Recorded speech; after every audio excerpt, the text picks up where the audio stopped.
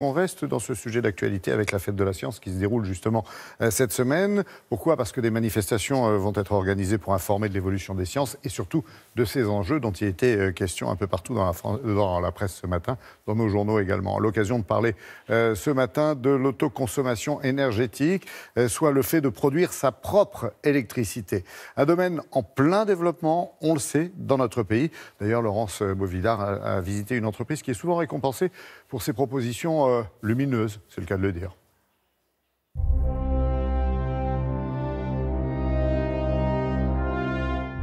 Pour sauver notre planète, il va falloir que nous nous adaptions et que nous consommions différemment.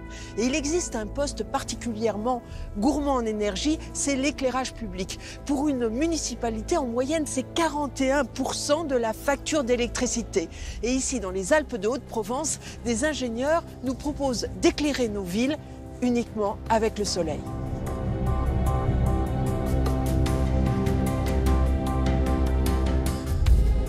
On éclaire autant qu'un autre lampadaire classique? Alors, l'éclairage est le même, que ce soit traditionnel ou d'énergie solaire.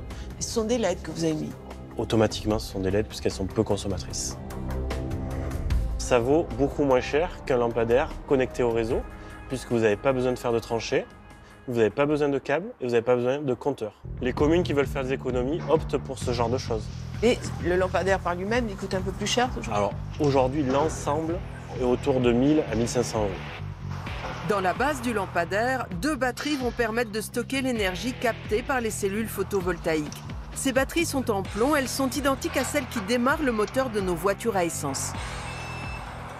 Alors là, on a mis 2 batteries plomb, donc qui permettent d'éclairer sans problème pendant 6-7 jours même. Et donc des batteries comme ça tient combien de temps?